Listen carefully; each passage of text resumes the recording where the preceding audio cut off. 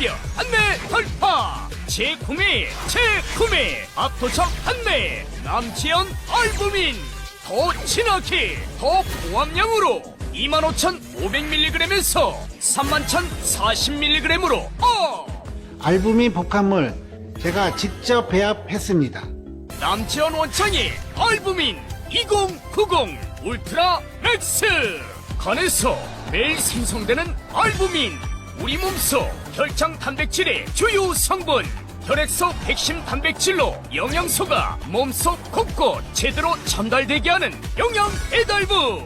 건강상태 지표물질 알부민. 하지만 나이 들면서 알부민 생성 능력 저하. 그래서 드셔야 합니다. 100% 덴마크산 알부민 함량 폭탄 31,040mg. 알부민 특성을 고려. 특허 6종이 집약된 특허 조성물 3종을 더.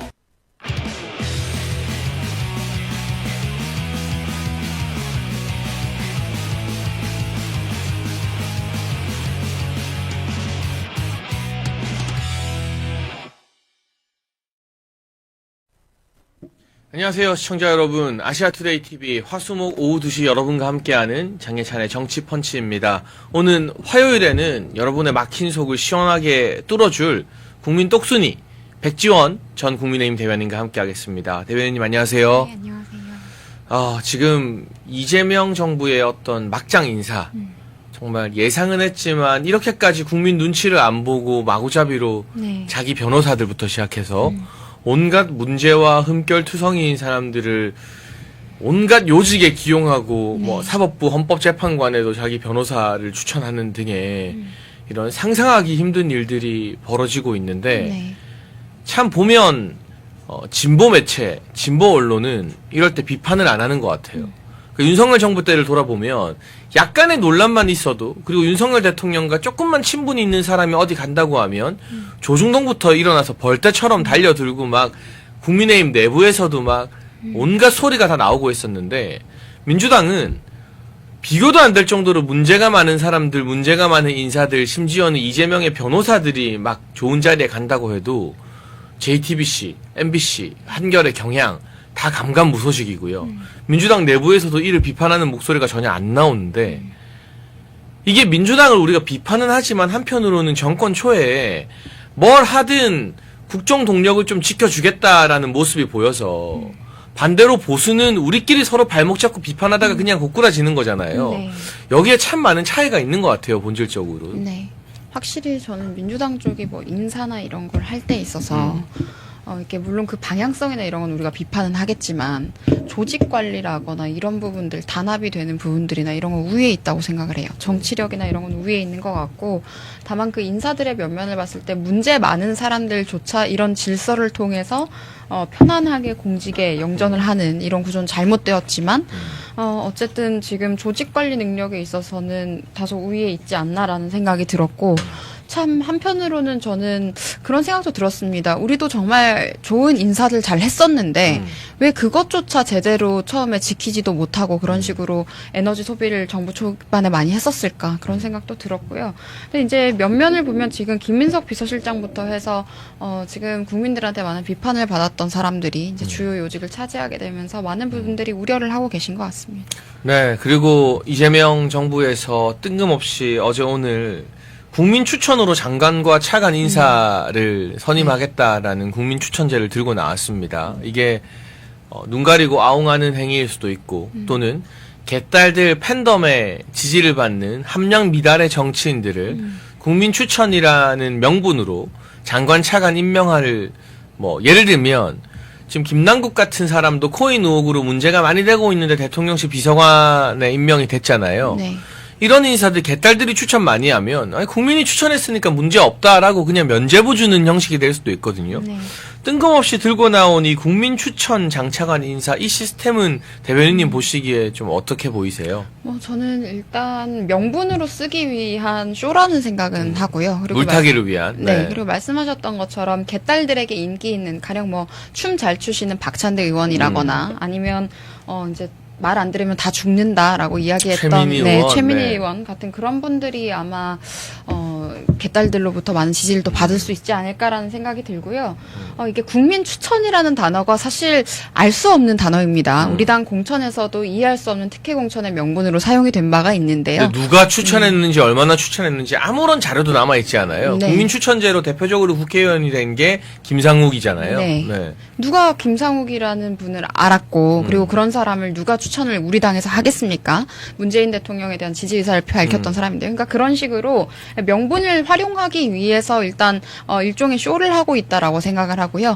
결국에 인사 지명은 이재명 대통령이 원하는 대로 지명이 되지 않을까 싶습니다. 그러니까 결국 이 국민 추천제도 개딸들에게 정치 효용감을 주면서 문제가 되는 많은 인사들을 개딸 지지 많이 받는다고 장관 차관에 임명하기 위한 일종의 눈가림이 될 것이다라는 거 우리가 지켜봐야 되고요. 저는 일단 오늘 원내대책회의에서 국민의힘의 권성동 원내대표가 한 말이 좀 와닿더라고요. 대통령과 총리 모두 전과자다. 새 정부의 정체성인가.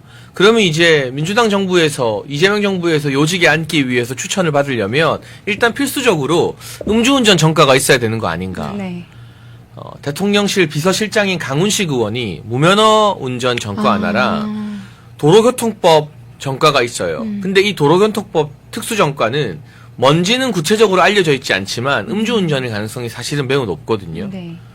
그럼 뭐 이재명 스스로도 음주운전 전과가 있고, 그러니까 이게 음주운전 전과가 있는 분들 주변에 찾아서 국민 추천을 해야 될 것 같고, 또 불법적으로 돈 받은 사람. 왜냐하면 김민석 총리 지명자가 SK로부터 2억, 지인들에게 7억 2천, 거의 10억 가까운 불법 정치자금을 받고 유죄 판결이 났는데 국회의원도 하고 총리도 하고 있지 않습니까? 네. 그런 차원에서 전과가 없이 여러분 깨끗하게 살았으면 음주운전도 안 하고 불법적인 돈도 안 받았으면 이재명 정부에서 고위직이 되거나 요직이 되기는 좀 어렵지 않나. 그런 관점에서 이재명 정부의 인사가 이뤄지는 거 아닌가 싶은, 네, 지금 댓글로 허은하 있다라는 댓글이 나오는데, 개혁신당에 있다가 민주당으로 넘어간 허은하 전 의원도 음주운전 전과가 2개나 있죠. 네. 제가 알기로. 이재명 정부에서 국민 추천 받기에는 적합한, 네, 인사인 것 같습니다. 그러니까 이렇게 많은 전과자들이 뭐 어디 공공기관장이나 공공기관 감사도 아니고 총리, 비서실장 같은 요직에 오르는 거는 진짜 이례적인 일이죠. 네. 그러니까 그냥 글쎄요, 이게 애초에 민주당에서 공천을 하는 과정에 있어서도 이렇게 전과가 있는 분들이어야 공천에 용이했었던 것 같습니다. 거의 20명 가까이 뭐 국가보안법 관련해서도 전과 있으시고 이런 분들 계시잖아요. 그러니까 이게 지금 이재명의 정체성으로 대표되는 이 정부의 정체성일 수도 있겠다라는 생각이 들고요. 그럼에도 불구하고 이 사람들의 태도를 우리는 한번 봐야 된다고 생각을 합니다. 우린 잘못한 것이 없고 떳떳하게 정치를 하고 있는 사람을 향해서도 없는 비판을 만든다거나 내부에서 발목 잡는 식을 너무 많이 해왔는데, 네. 이들은 이렇게 범죄를 저질렀는데도 불구하고 아무렇지 않게 주요 공직에 가는데도 내부 비판을 하지 않고 있어요. 오히려 이런 행동들을 봤을 때 참 저는 아이러니하다는 생각이 들고, 이렇게 전과도 많고 범죄를 저질렀던 사람들이 오히려 그럼 정치력의 우위에 있는 것이 아니냐라는 비판들도 지금 있거든요. 그래서 저는 물론 지금 이재명 정부에 대한 비판도 매우 중요하지만 이런 이들의 행태를 보면서 한편으로는 우리 내부에 대한 반성도 많이 하게 되는 것 같습니다. 그러니까 우리는 조금만 논란이 있어도 지레 겁먹고 네. 인사를 철회하거나 인사를 하지 못하고, 네. 그리고 자기 사람들 제대로 키우지 못했고, 그렇죠. 보수 언론도 정말 개거품을 물면서 별 논란도 아니고 별 흥감도 네. 없는 사람들에 대해 지적하면서 내부로 흔들기를 하고, 네. 당에서도 국정 초반부터 대통령에 대한 비판하는 게 마치 깨어있는 사람인 것처럼, 개혁 보수인 것처럼 네. 그런 움직임을 보였던 것들, 그게 결국에는 자승자박이 되었다. 민주당 봐라, 정말 속 시원하게 자기 사람 챙겨주고 이렇게 막 나가도 아무 지장 없이 국정 운영하지 않느냐, 이런 점은 우리가 오히려 잘못된 건 잘못됐다 지적하지만 이런 기조 자체는 좀 배울 필요가 있다라는 생각도 오히려 드는데요. 구체적으로 어떤 인사들이 문제인지 짚어보기 전에 슈퍼챗 하나 소개해 드릴게요. 조희정님께서 슈퍼챗 보내주셨습니다. 매번 투표 시에 파란 옷과 모자 쓰고 투표 인증하는 연예인은 개념 연예인이라고 하고, 붉은색 옷만 입고 투표 인증하는 연예인에게는 사과하게 만드는 미디어의 가스라이팅. 그리고 돈과 본인 주식 때문에 민주당 지지하면서 계엄 때문이라 핑계대는 비겁한 국민들도 문제입니다. 국민 수준이 바뀌지 않으면 대한민국 정치인들 수준은 같을 겁니다. 변하고 행동합시다 라고 보내주셨습니다. 이것도 참 적절한 지적인 게 아시는 것처럼 연예인들이 파란 옷 입거나 네. 대놓고 1번 찍었다 일찍이라고 하면은 개념 연예인 소리 듣고 오히려 막 더 많이 나오는데 2번을 공개 지지한 것도 아니고 네. 그 시기에 빨간색 옷만 입어도 인스타그램이나 페이스북 테러에서 사과문 쓰게 만들었잖아요. 네. 이번에도. 네.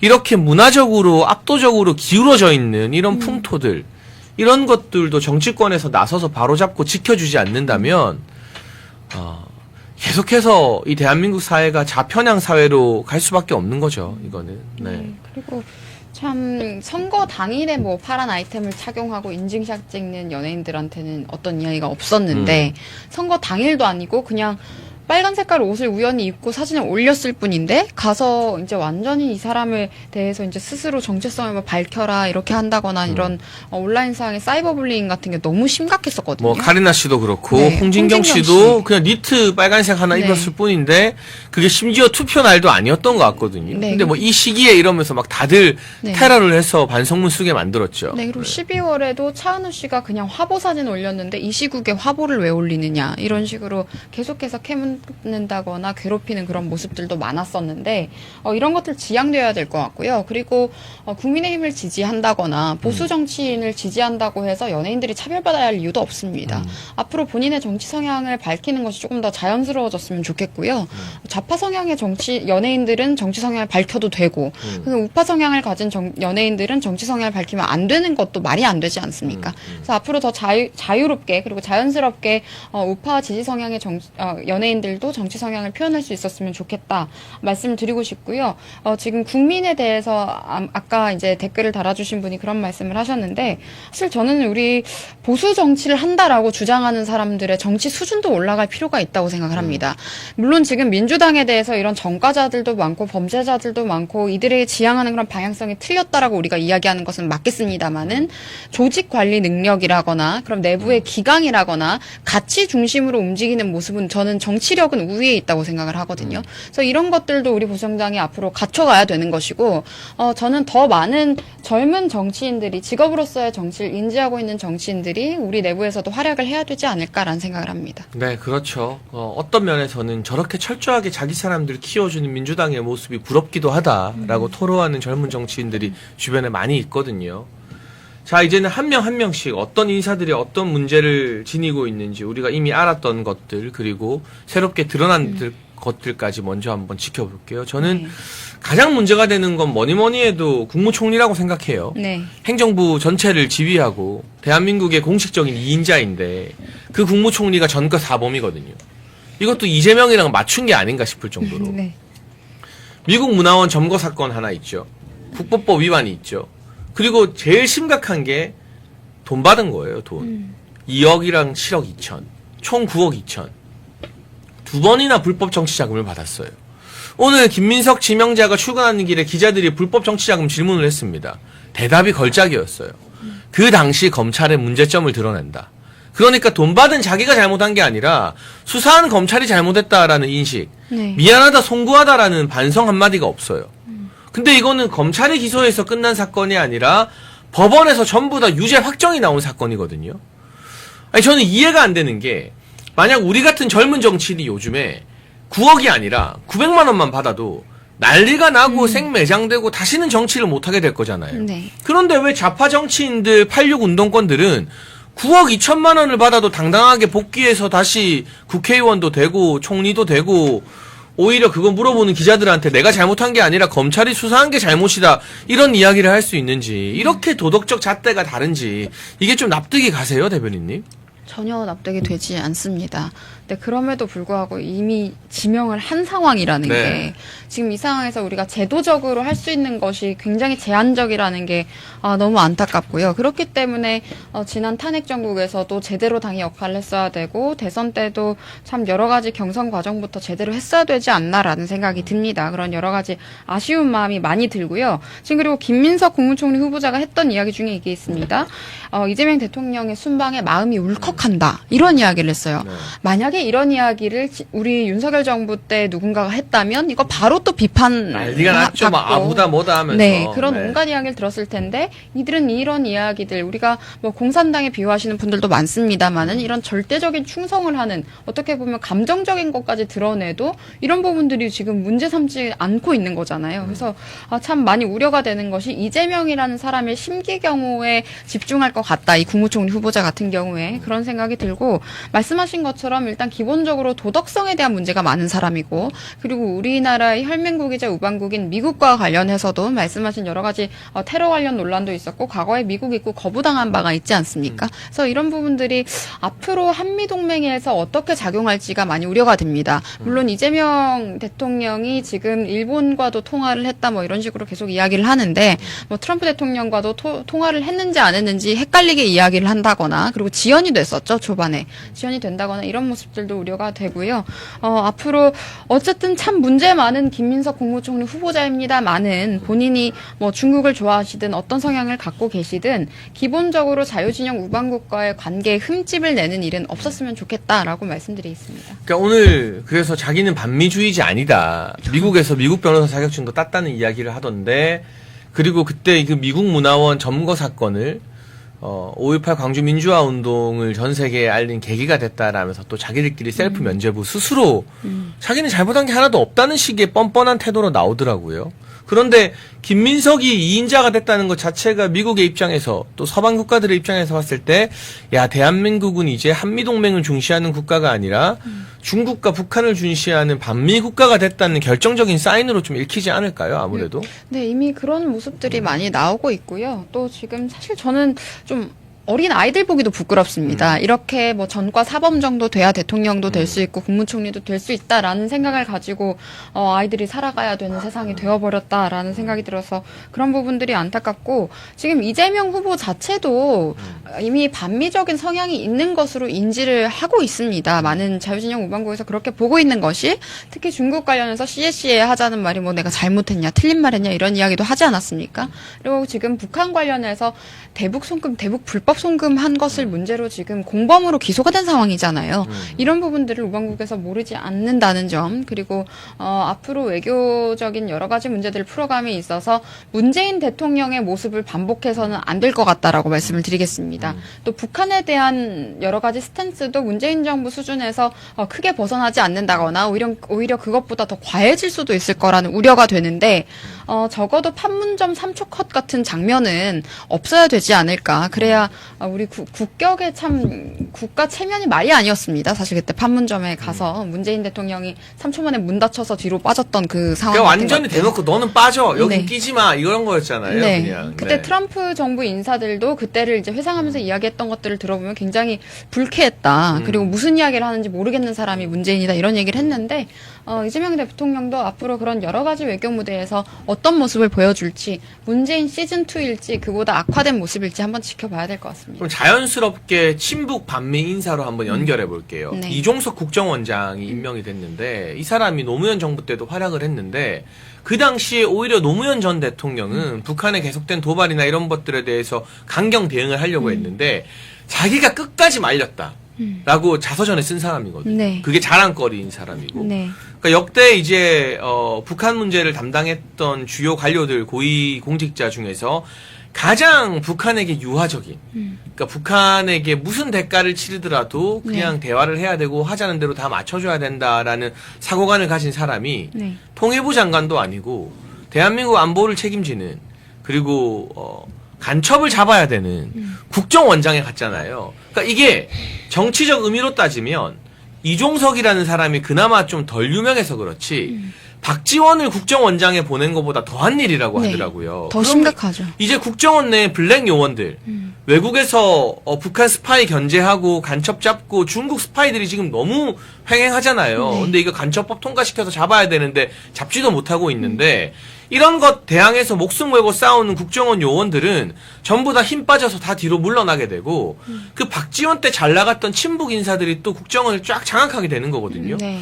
김민석의 어떤 돈 받은 문제도 있지만 친북 반미 인사 김민석에 이어서 노골적인 친북 인사, 아니 종북 인사라고 불러도 될 만한 이종석을 국정원장에 앉힌 것은 이재명이 국정원을 무력화시키면서 북한과 다시 한번 뭔가를 해보겠다는 불손한 시도로 봐야겠죠. 네. 그리고 이 김민석 국무총리 후보자 자체가 박선원 의원과 함께 지난 문재인 대통령 선대위 당시에 국정원 관련 TF를 이끌었습니다. 그러니까 결국에 국정원의 대공수사권을 박탈하고 여러 가지 국정원 기능 무력화를 했던 박지원 국정원장 당시에 국정원 무력화를 했던 청사진을 그렸던 사람이기도 하거든요. 그러니까 국무총리도 이런 사람이고 지금 국정원장도 이런 사람이 되어버렸기 때문에 저는 앞으로 국가 안보에 굉장히 큰 구멍이 뚫렸다. 그래서 여러 가지가 우려가 된다라고 말씀을 드리고 싶고요.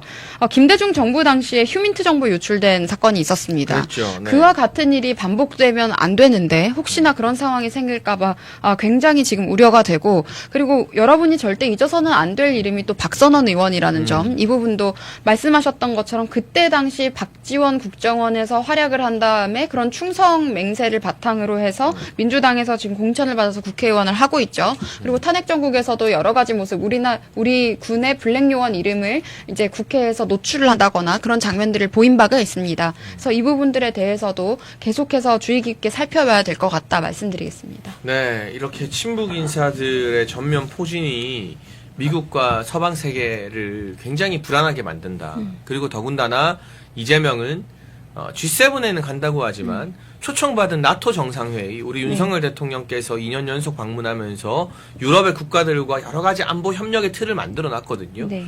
그런 나토 참석이 있었기 때문에 사실상 폴란드에 우리가 대규모 방산 수출하고 체코에 원전 수출하고 하는 것들이 거기서 나온 신뢰로 또 기반이 된 거잖아요. 네. 근데 나토는 또 안 가겠다라는 입장을 내부적으로 보이고 있어요. 나토에 가면 중국, 러시아와 사이가 안 좋아질 게 우려된다. 이 무슨 말도 안 되는 소리입니까? 결국 북중러 위주의 외교 안보를 하겠다라는 게 이재명의 인식에서 이런 인사에서 노골적으로 드러나는 것 같아요. 네, 그리고 윤석열 대통령 1차 탄핵안 내용에도 이미 들어가 있었습니다. 북중러랑 네. 같이 잘 지내야 된다. 뭐 네. 이런 게 내용에 있었죠. 네, 북중러와 충분히 가깝게 지내지 않았고 뭐 한미일 위주로 갔다 이런 부분들에 대해서 막 지적을 하는 내용이 1차 탄핵안에 담겼었고 네. 비판을 받으니까 2차에선 빠지긴 했습니다만은 저는 이게 이들의 원래 이들이 노렸던 뜻이 바로 거기에 있다고 생각을 하고요. 그리고 지금 여러분들 또 주목하셔야 할 내용이 하나 있는 것이 문재인 정부 청와대 고위인사가 사드 기밀을 유출한 혐의로 지금 재판이 진행 중입니다. 그래서 이 내용들에 대해서도 이재명 정부가 지금 들어섰다고 할지라도 이 부분에 대해서 정부의 압력이나 민주당의 압력 없이 철저히 진상규명이 되고 수사가 이루어져서 책임자들이 처벌이 이루어져야 된다. 이 사건에 대해서도 많은 분들께서 관심을 가져주셔야 된다 말씀드리고 싶고요. 그리고 윤석열 정부 때는 여러 가지 외교 안보적인 성과들이 많았습니다. 그중에서 지금 우리가 나토도 이야기를 하고 있지만 오쿠스라고 지금 호주랑 미국과 영국이 함께 만든 새로운 안보 협력체가 있습니다. 네, 네. 거기에 이제 메인 국가는 그 세 국가이고 기술 협력 분야로 일본과 한국이 원래 함께할 예정이었어요. 그래서 일본은 이미 들어가 있는데 우리는 탄핵 정부를 맞으면서 지금 윤석열 정부 때 많은 공을 들여놨는데 진행이 지금 잘 안 되고 있거든요. 그런데 이런 부분들에 있어서는 우리가 반드시 함께해야 한다. 앞으로 우방국들과 이런 여러 가지 군사 동맹에 있어서도 더 공고히 할 필요가 있다 말씀드리겠습니다. 네, 그래서 정말 대한민국의 외교 안보가 이렇게 뿌리부터 흔들리면 단순히 외교 안보에 영향만 끼치는 것이 아니라 우리가 그동안 열매를 맺어왔던 경제적인 성과들, 방산 수출, 이걸로 우리가 이제 새로운 먹거리를 창출했거든요. 동유럽 국가들이 믿고 우리나라 무기를 사는 데는 한국과 나토의 협력이 기반이 된 거예요. 네. 가뜩이나 지금 EU에서는 프랑스가 원전이랑 또 무기를 수출하는 나라이기 때문에 네. 같은 EU 거 써라라면서 프랑스가 엄청 난리를 치고 있어요. 네. 그런데 아니 대한민국도 나토 회의에 같이 와서 우리의 이익을 공유하지 않느냐라는 명분으로 더 싸고 잘 만드는 한국 걸 살 수 있었던 건데 이제 나토 안 가고 외교 안보가 흔들려 버리면 중국 러시아를 견제하려고 우리나라 무기 사는 건데 우리나라가 중국 러시아랑 친하게 지내버리면 동유럽 국가들이 우리나라 무기를 어떻게 믿고 사겠어요. 네. 이게 경제적 손실이 정말 막대하거든요. 이게 참 우리가 탄핵 정국에서도 저희가 계속 우려했었던 것이 이재명 정부가 만약에 들어서게 된다면 자유진영 우방국들이 더 이상 우리나라를 자유진영 국가로 분류하지 않는 상황이 생길 수도 있다. 그런 위험이 있죠. 네, 지금 뭐 북중러와 함께 잘 지내는 방법을 도모하게 된다면, 만약에 이재명 대통령이 그렇게 된다면 말씀드린 그런 어두운 미래도 상상이 가능하다라고 말씀드리고 싶고요. 그리고 한 가지 더 말씀하셨던 그 원전 관련해서 저는 윤석열 정부의 가장 큰 업적 중에 하나라고 생각을 합니다. 체코 원전 수출이 지금 결국 최종적으로 지금 확정이 된 것, 그리고 지금 이철규 산자위원장을 포함해서 국민의힘의 많은 의원들도 이 부분에 대해서 관심을 가지고 노력을 했었다라는 것도 네. 꼭 짚어드리겠습니다. 이 부분이 너무 잘 전달이 안 되는 것 같은데요. 우리나라 원전 기술이 세계 1위 수준입니다. 이 부분에 대해서는 자신감을 가져야 되는 것이고, 문재인 정부 당시에 산업을 탄압했던 그런 장면들이 이재명 정부에서는 반복되지 않기를 바랍니다. 그 부분을 한 번 더 강조하고 싶습니다. 네, 그래서 결과적으로는 체코 법원에서 프랑스의 컴플레인 가처분을 그냥 해소시켜버리면서 우리와 최종 계약을 했잖아요. 네. 근데 이걸 마치 이재명의 성과인 것처럼 보도하는 그런 것들도 있더라고요. 일부 언론에서 이재명 정부의 쾌거 이런 식으로 원전 수출하는데, 와, 정말 얘네는 이렇게까지 뻔뻔할 수가 있나? 이렇게 대낮에 벌건 대낮에 눈 뜨고 도둑질을 하는구나 하는 생각도 들었습니다. 결국 여러분, 저희가 지금 이재명 정부의 친북 인사들을 먼저 짚었는데, 이들의 어떤 친북적인 색채가 대한민국 안보뿐만이 아니라 경제 수출에도 큰 타격을 끼친다는 점을 설명해 드리고 있습니다. 그리고 이제 정치적인 영역으로 한번 좀 넘어가 볼 텐데요. 정무수석 우상호 의원이 임명이 됐어요. 근데 이게 정치 도의상 좀 안 맞아요. 네. 왜냐? 대통령 비서실장이 강훈식 의원이잖아요. 네. 그런데 우상호 의원이 그보다 아래인 정무수석이 됐어요. 그런데 운동권 서열상으로 보면 우상호가 훨씬 선배거든요. 정치 어떤 서열로도 마찬가지고 정치적 어떤 선배이기도 하고요. 결국 우상호 입장에서는 굴욕을 감수하면서까지 정무수석이 된 건데, 저는 김민석과 우상호의 또 다른 공통점이 떠올랐습니다. 혹시 뭔지 아십니까? 모르겠네요. 새천년 NHK 룸사롱 멤버라는 점입니다. 네. 5.18 전야제 때 그 당시 30대 국회의원으로 잘 나가던 운동권 멤버들이 새천년 NHK라는 룸사롱에서 여성 도우미를 끼고 노래를 부르다가 임수경 전 의원에 의해 폭로당한 사건이 있었죠. 그때 임수경 전 의원의 묘사가 이렇습니다. 김민석 선배는 양옆에 여자 도우미를 끼고 이야기하느라 정신이 없어서 내가 들어온지도 몰랐다. 우상호 선배는 여자랑 어깨동무하고 놀다가 갑자기 나를 보더니 쌍욕을 하면서 네가 여기가 어디라고 오냐고 소리를 질렀다. 임수경이 폭로한 내용이에요. 여러분, 이게 무슨 전과자 정부에 의해서 룸사롱 정부입니까? 아니, 솔직히 말해서 이것도 진짜 분통이 터지는 게요. 네. 아까 돈 이야기도 김민석은 9억 2천을 받았는데도 지금 검찰 탓하면서 총리가 되겠다는데, 지금의 30대 젊은 정치인들이 룸사롱 가서 여자 도우미랑 놀다가 그게 폭로가 됐어요. 정치 계속 할 수 있어요? 이 분위기에서? 지금 30대들은 노래방도 안 가죠. 노래방도 안 가죠. 문화 자체가 다르죠. 이런 데를 왜 가는지 사실. 근데 만약에 이런 일이 걸려서 폭로가 되면 네. 국회의원 할 수 있어요? 끝이죠. 사실 그냥- 지방의원 같은 분들도 뭐 관련해서 이런 거 이슈 있었던 사람들 전부 다 이제 없어지지 않았습니까? 그 지방 의원들도 유흥업소 출입하다가만 걸려도 다 네. 사퇴해요. 보면 탈당 제명당하고. 네네. 뭐. 아니, 그런데 왜 이런 말도 안 되는 도덕적 결함이 운동권 정치인들과 좌파 정치인들한테는 다 아무렇지 않은 문제가 되고 면죄부가 되는 것인가? 아니, 너무 젊은 정치인으로서 너무 억울하고 분통이 터지는 것 같아요. 저는 아마 그게 그들의 도덕적인 도덕적인 딱 노멀의 기준인 것 같아요. 다 그랬습니다. 다 그러니까 특별하게 생각이 안 드는 게 아닌가. 다들 그렇게 살아온 사람들이지 않을까라는 생각이 들고, 지금 나이 같은 경우에는 저는 이건 조금 다른 관점에서 봤던 것이, 뭐 서열이나 이런 것들을 본인들 사이에선 굴욕일 수도 있고 뭐 따진 걸 수도 있는데, 어떻게 보면 실용적으로 사고하는 것 같기도 해요. 각자 어떤 역할이 맞는지에 대한 판단을 한 거고, 우상호 의원도 그럼에도 불구하고 지금 정무수석의 롤을 하기 위해서 지금 들어갔기 때문에, 이런 점은 사실 저는 나이 서열을 통해서, 나이에 의한 위계를 통해서, 특히 우리 진영은 그런 식으로 여러 가지 공직이나 당직이나 뭐 여러 가지 상황들에서 배분을 하는데, 그게 효과적이라고 저는 또 생각은 하진 않습니다. 그래서 이걸 봤을 때 이들의 입장에서는 나름대로 실용적으로 본인들이 판단해서 인사를 배치했겠구나. 그리고 앞으로 특히 우상호 의원 같은 사람은 전 좀 위험한 사람이라고 생각하는데, 이런 분이 정무수석의 위치에 왔기 때문에 지금 국회랑 주로 소통해야 되지 않습니까? 그렇죠. 그래서 우리 당의 입장에서 매우 어려워질 수도 있겠다라는 생각이 들었습니다. 아니, 뭐 국회에 와서 여야와 소통 소통하는 게 정무수석의 역할인데 네. 우리 또 새천년 NHK 한번 갈까? 술 한잔 하면서 이야기할까? 이러지는 않을지 정말 아니 전 다른 걸 떠나서 이게 옛날 일이고 자시고 이 사람들은 공직자일 때 룸사롱을 간 거거든요. 아. 그러니까 일반인일 때 간 게 아니에요. 그러니까 다들 잘 나가고 유명한 운동권 정치인이자 30대 초선 국회의원일 때 간 거예요. 대부분이. 그러니까 그거는 이제 공적인 생활을 할 때의 문제들이잖아요. 이런 게 아무렇지 않게 용납되고 괜찮아진다는 것 자체가 아이들한테 해줄 말이 없어지는 것 같아요. 보통 여러분 유치원생이나 초등학생들이 장래희망 저도 어릴 때 보면 친구들이 저 뭐 과학자 될래요, 뭐 태권도 선수 될래요, 대통령 될래요 되게 많이 나오거든요. 뭐 장관 될래요, 뭐 국회의원 될래요 할 수 있는데 그러면 우리나라에서 대통령 되려면 음주운전하고 검사 사칭하고 해도 아무 문제 없다. 우리나라에서 총리 되려면 룸사롱 가서 놀고 부정한 돈 9억 넘게 받아도 상관없다. 이런 이야기를 지금 해야 되잖아요. 그러니까 이게 그냥 국격이라고 하죠. 그리고 이런 디테일한 내용들 미국이나 주요 국가들이 다 정보 수집해서 알고 있습니다. 이게 무슨 국가 보안 사항도 아니고. 아니 너무 부끄러워요, 그냥. 그냥 너무 부끄러워요, 진짜로.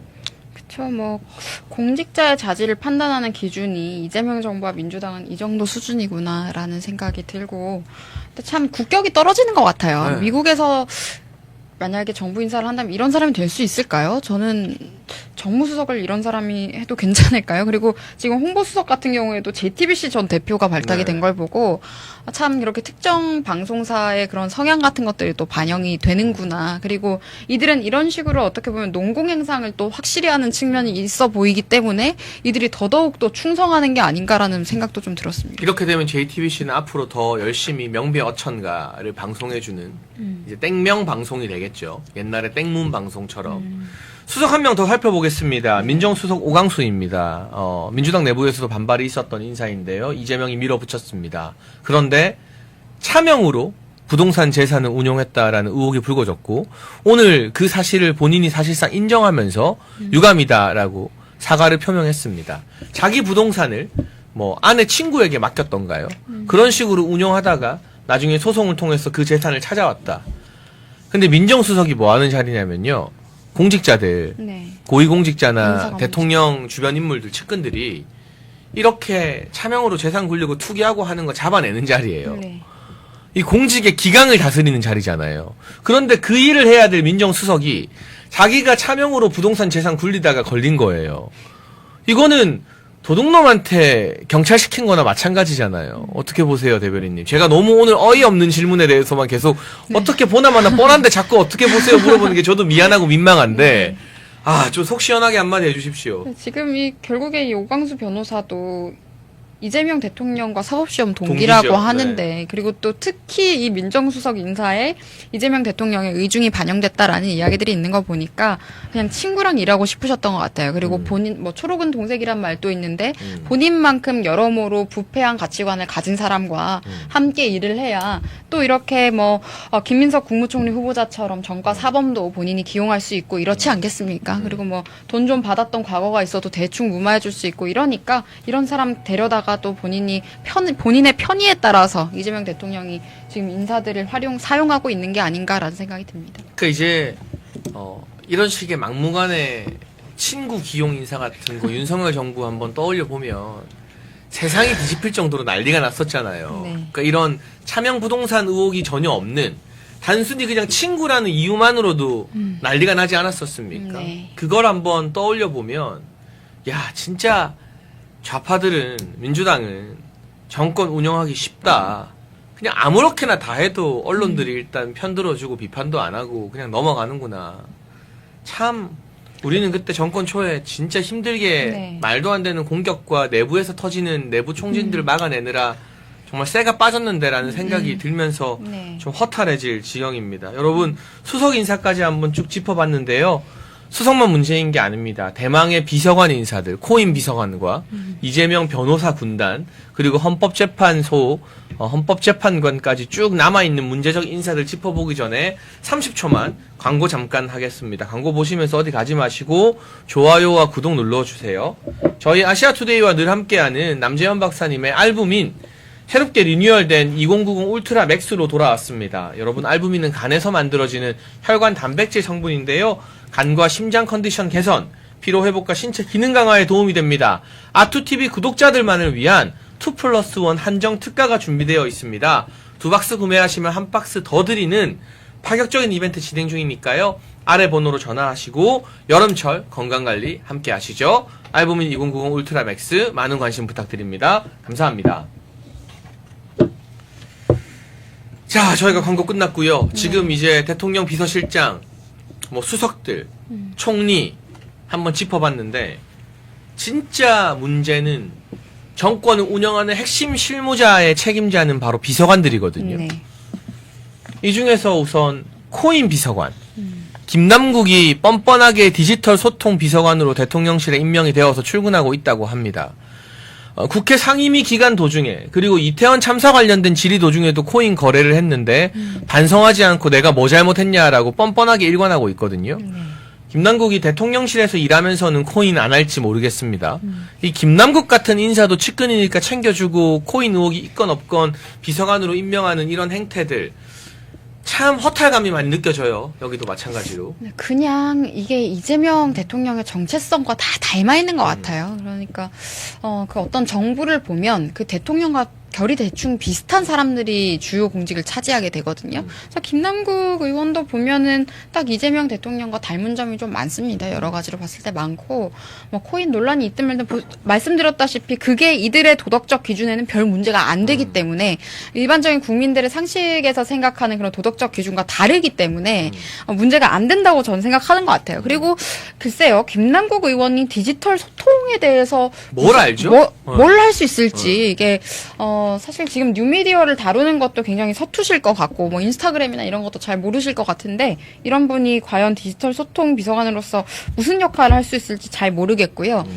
특히 지금 홍보나 공보 관련해서 이재명 정부 초반부터 지금 삐걱거리고 있는 것이 지금 대변인도 문제가 되고 있습니다. 대변인의 태도도 문제가 되고 있는 것이 아무것도 안 들고 와서 한마디 딱 하고 그냥 바로 나가버리고 기자 질문 안 받아버린다거나, 그리고 앞으로 지금 기자실에 카메라를 설치한다고 합니다. 질문을 하는 사람들의 영상을 찍겠다고 하더라고요. 그러니까 그런 식으로 이제 기록을 남기는 행위들, 이런 것도 또 언론에 대한 어떠한 압박이 또 될 수 있겠다라는 생각이 들어서 우려가 되고, 특히 대변인이 기자들을 대하는 태도가 공개적인 석상에서, 물론 지금 뒤에서 뭐 어떤 이야기를 하고 있는지 모르겠습니다만은 최소한 공개적으로 브리핑을 하고 질의응답을 하는 과정에 있어서의 태도는 중요하거든요. 그런데 그런 과정에서 언론을 소위 무시하는 듯한 태도, 이런 것들은 정부 초반부터 굉장히 소통하는 측면에 있어서 본인들이 굉장히 고압적인 모습들을 보여주고 있지 않나. 그리고 앞으로도 이 기조가 유지될 것 같아서 굉장히 우려가 되고요.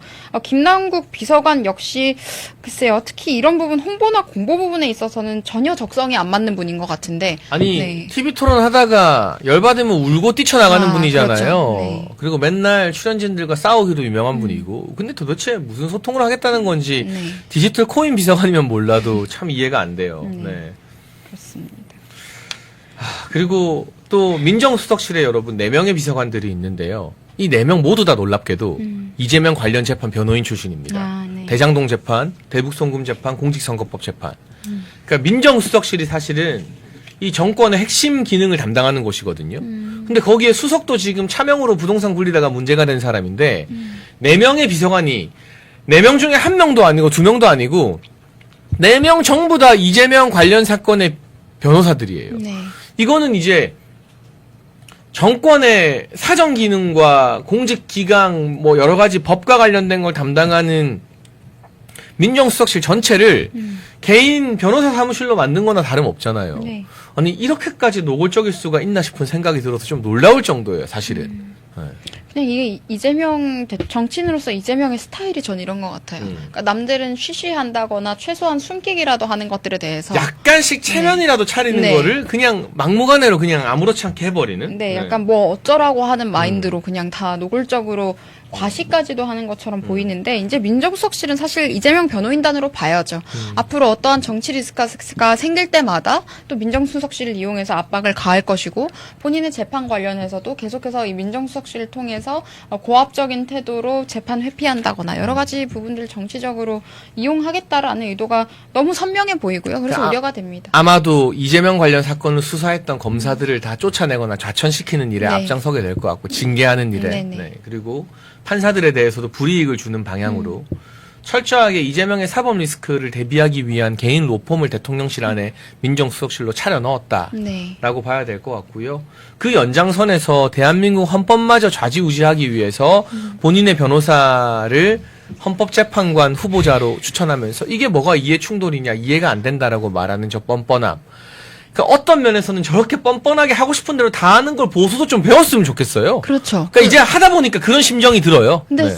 사실 그렇게 했어야 되는 측면도 많아요. 음. 우리는 불법이나 범법을 저지르지 않잖아요. 그러니까. 옳은 가치를 실현하는 데 있어서 머뭇거리면 그 가치 실현 못하는 거거든요. 특히 윤석열 정부는 정부 초기에 활용을 정말 잘했어야 되는데 그런 부분이 아쉬웠던 게 많았고 헌법재판관 후보자로 본인의 변호사 출신을 추천을 하면서 그걸 가지고 뭐가 문제인지 모르겠다.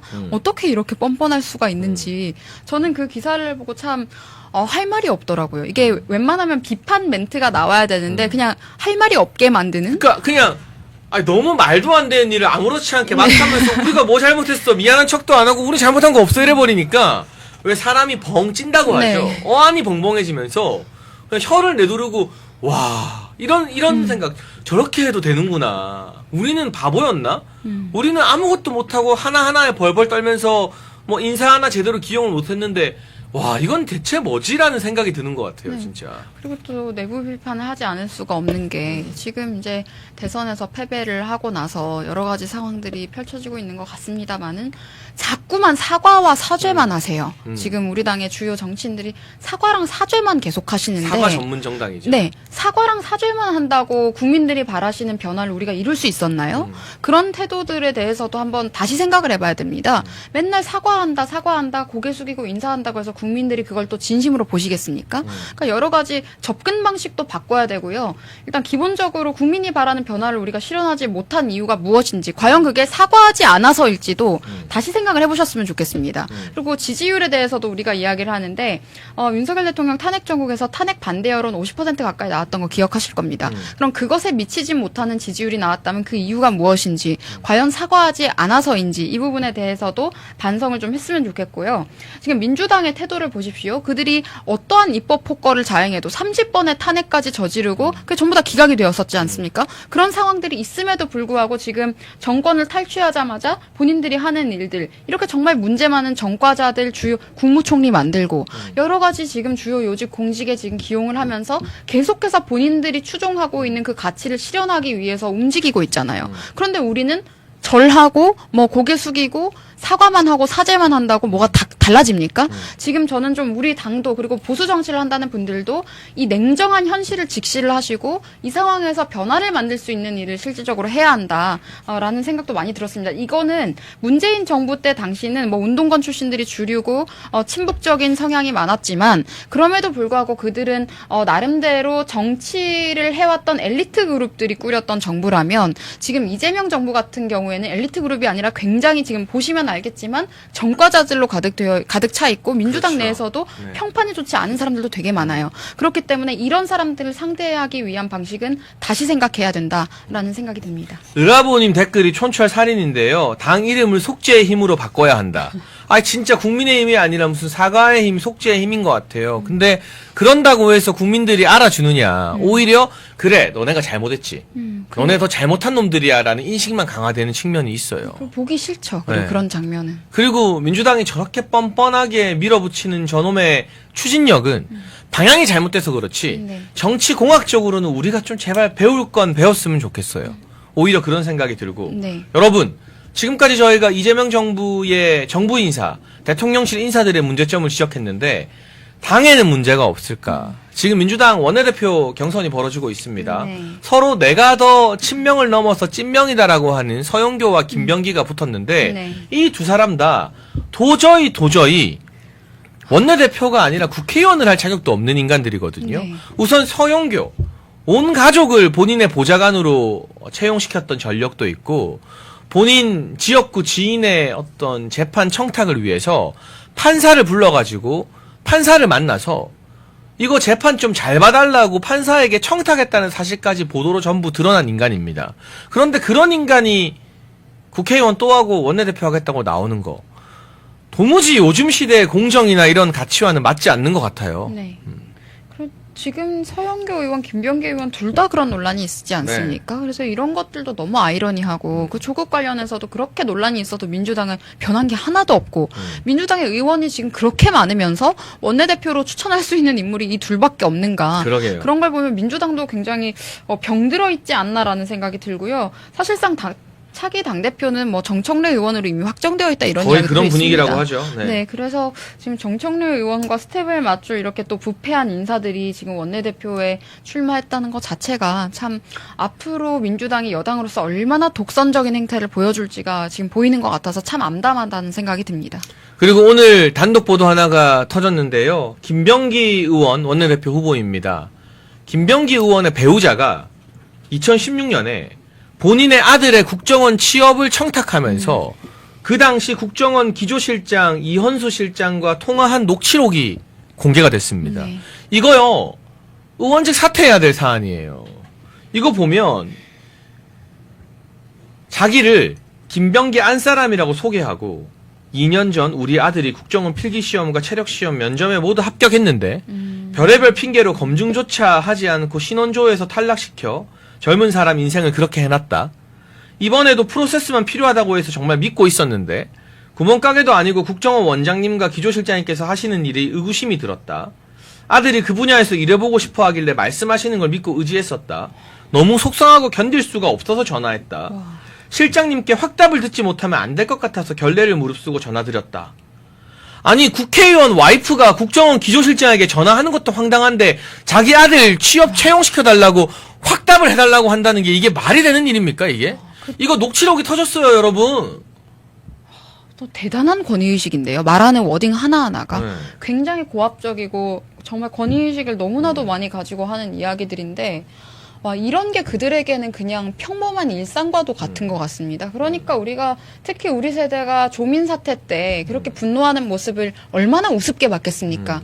그래서 저는 더더욱 분노한다 말씀을 드리고 싶어요. 그리고 지금 서영교 의원도 그렇고 김병기 의원도 그렇고 지금 채용 청탁이나 이런 거 관련해서 논란이 있는데 굳이 이런 사람을 또 골라서 원내대표로 천거를 하고 본인들이 지금 추천을 하고 있는 민주당 의원들도 좀 각성을 좀 하셔야 될 것 같습니다. 정말 인물이 이렇게밖에 없습니까? 둘 다 비슷한 논란을 가지고 있는 이런 사람들밖에 없습니까? 저는 당일 막론하고 그냥 지금 정치의 모습에 대해서 굉장한 환멸과 회의를 느낍니다.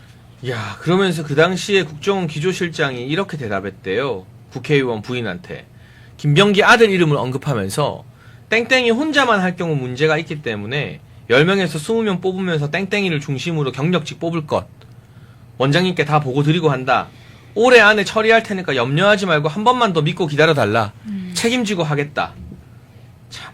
그러니까 김병기의 부인이 이번 한 번만 더 믿겠다라면서 통화를 마무리했습니다. 김병기의 아들은 2014년 국정원 신입공채에서 신원조사로 탈락했고요. 이후 2015년과 16년에는 두 차례 면접 전형과 필기 전형에서 탈락했습니다. 그런데 이 통화가 이뤄지고 나서 넉 달 뒤에 국정원은 경력직 채용을 실시했고 김병기 아들이 그 경력직 채용으로 국정원에 합격한 것으로 알려졌습니다. MBC가 이 녹취록을 가지고 물어보니까 기조실장은 오래전 일이라 기억이 나지 않는다. 김병기의 부인은 일체 모르는 일이라고 사실을 부인했고요. 김병기는 또 뻔뻔하게 자신이 야당 시절 국정원이 수차례 조사 벌였고 감사원에서 감사를 했다. 피해자가 겪은 고통에 대해 전혀 모르는 것 같다라면서 자신과 자신의 아들이 피해자라고 주장을 했습니다. 정말 어메이징하죠. 어메이징해 정말. 네. 와. 이런 녹취가 터지면 사실은 국회의원직 자체에서 물러나야 되는 거 아니에요? 그렇죠. 참 그리고 이런 요구를 그것도 배우자가 네. 전화를 해서 지금 고위 공무원에게 전화를 해서 이렇게 굉장히 고압적인 태도로 압박을 할 수 있다는 것 자체가 그들이 평소에 갖고 있는 권위의식을 그대로 보여주는 것 같아요. 지금 댓글 보면은 뭐 우리 당의 의원의 앉아있는 자세나 이런 거에서 권위의식이 느껴진다 했는데 그런 것보다 중요한 게 이런 기본적인 가치관 자체가 권위주의에 찌들어 있는 사람들이 제일 문제거든요. 근데 지금 이렇게 권위주의에 찌들어 있는 사람들이 사실 다 민주당 사람들이 그런 사람들이 사실 굉장히 많습니다. 그래서 이런 모습들을 보면서 국회가 과연 정상적인 기능을 앞으로 할 수 있을지 우려가 되고, 앞서서 말씀드린 바와 같이 만약에 민주당의 이제 당대표가 앞으로 정청래 당대표, 그리고 서영교 의원이든 김병기 의원이든 이런 분들이 원내대표가 된다면 굉장히 고압적이고 폐쇄적이고 독선적인 정당으로서, 여당으로서 지금 이제 우리가 국민의힘은 소수 야당인데 점점 더 지금 정치적인 공간이 좁아지는 것 같아서 이 부분에 대한 대안 마련이 절실해 보입니다. 야, 저는 이 녹취록 살펴보고 지금 좀 충격받았습니다. 이렇게 노골적인 이렇게 해도 되는 채용 비리, 되는 건가? 취업 청탁. 네. 여러분 국정원 기조실장이면 국정원 넘버 2거든요. 네. 국정원장은 일반 장관보다 훨씬 더 힘이 세죠. 네. 그러니까 기조실장이면 장관 이상이에요, 거의. 네. 그런데 일개 국회의원 배우자가 전화해서 혼내고 있잖아요. 그러니까 그 기조실장이 이번 한 번만 믿어달라. 이런 게 지금 녹취록이 터졌는데 김병기는 나와 아들이 피해자다라는 식으로 말하고 있고. 네. 와. 이것도 그냥 어물쩍 넘어가게 될까요? 국민의힘이 제대로 따지지도 않고. 국민의힘이 따진다고 해도 어물쩍 넘어갈 것 같습니다. 지금 이제 거대 여당이 돼버린 상황이고, 네. 그리고 뭐 서영교 의원이 원내대표가 된다 그래도 서영교 의원 소리 잘 지르는 분이잖아요. 네. 길에서도 소리 지르시고 국회에서도 소리 지르시고, 뭐 이태원 사고 당시에 현장에 가가지고 또 막 지적도 많이 받으셨고 유족분들한테까지. 그래서 그런 분들이라서 앞으로 지금 국회 상황은 더 악화 일로로 가지 않을까라는 우려가 많이 됩니다. 야, 정말. 그리고 정말 네, 충격적이네요. 그리고 저는 이런 네. 걸 볼 때 민주당에 대한 비판은 너무 당연한 거고, 지금 우리가 상식적으로 생각할 수 있는 수준을 벗어난 도덕관을 가지고 있고, 우리가 생각도 할 수 없는 이런 식의 압박을 가하고 있고, 공무원들에게 이런 행태를 보이고 있는데, 이럴수록 저는 우리 당의 상황이 좀 더 많이 우려가 되는 것 같아요. 지금 이제 2025년 그리고 앞으로 2026년, 7년, 8년을 생각을 해야 하는 이 상황에서 조선시대와 같은 사고를 해서는 저는 앞으로 나아갈 수 없다. 특히 지금 이제 소수 야당이 된 상황에서는 여러 가지 제대로 된 대안을 마련을 해야 되는 것이고, 맨날 입으로만 하는 혁신, 또 그냥 이제 인사치레로 하는 혁신이 설치, 이런 것으로는 대안을 마련하기 어려울 것 같다라는 생각들도 많이 들었습니다. 그러니까 지금 시급하게 민주당의 이런 막장 인사 참사들 그리고 채용 비리 의혹들을 우리가 바로잡고 공격해야 될 게 너무 많아요. 네. 근데 지금 크게 실용성도 없는 걸로 우리 안에서 뭐 내부 개혁이니 뭐니 하고 싸우는 게 과연 국민 누가 관심이 있는가. 네. 지금 최선의 공격이 이제 최선의 방어인 거고. 민주당과 이재명 정부의 폭정과 인사 참사를 지적하는 게 최고의 개혁 아니겠어요? 국민들이 보수 정당과 야당에게 그나마 바라는 길이라는 생각이 드는데 국민의힘 지금 신임 원내대표 16일에 선출한다고 하고요. 김용태 비대위원장 거치와 뭐 차구 혁신안 뭐 전당대회를 하느니 마느니 비대위 체제를 놓고 어제 5시간 동안 의원총회했지만 결론 하나 제대로 내지 못했다고 합니다. 지금 이럴 때 국민의힘 어디로 가야 합니까, 대변인님? 참, 지금 어쨌든 김용태 비대위원장 같은 경우에는 6월 30일까지 임기가 보장되어 있잖아요. 네. 그럼 그때까지 지금 임기를 유지하는 상황은 뭐 저는 일단 원칙대로 해도 크게 무리는 없을 것 같다라는 생각이 드는데, 임기를 더 연장하는 건 좀 힘들 것 같죠, 현재의 분위기로 네, 보면. 현재 분위기를 봤을 때 지금 원내에서 이렇게 여러 가지 갈등이 있었다면 이제 원내 동의 없이 임기가 연장되기는 어려울 것 같다는 생각은 듭니다. 그런데 또 이제 의총에서 뭐 윤석열 대통령의 이름을 이야기한다거나 이런 장면들 저는 참 부정적이라고 생각하는 것이 윤석열 대통령 그리고 윤석열 정부의 탄생 그리고 당선과 탄생에 기여했던 사람들은 분명히 유능한 사람들이었어요. 그렇죠. 정권 교체를 해낸 사람들이니까요. 네, 그렇게 유능한 사람들을 향해서 굉장히 부당한 비판이나 압박 같은 것들을 쏟아낸다거나 또다시 있지도 않은 이상한 개파 만들어서 굉장히 또 몰이 같은 것들 하는 장면들, 그게 사실 구태한 거거든요. 그래서 그런 장면들 안 나왔으면 좋겠고, 이런 위기 상황에서 우리가 건강하게 지금 바로 서기 위한 방법을 이야기를 해야 되는데 이 위기를 기회 삼아서 정말 얌체같이 또다시 자기들한테 어떤 기회가 오길 바라고, 사실 대선 패배를 바라는 것과 같은 낙선운동하는 모습 보였던 그 개파 있지 않겠습니까? 취향계가 그랬죠. 네, 그런 분들 같은 경우에는 저는 앞으로 볼륨을 좀 줄이셔야 되지 않을까라는 생각이 일단 들고요.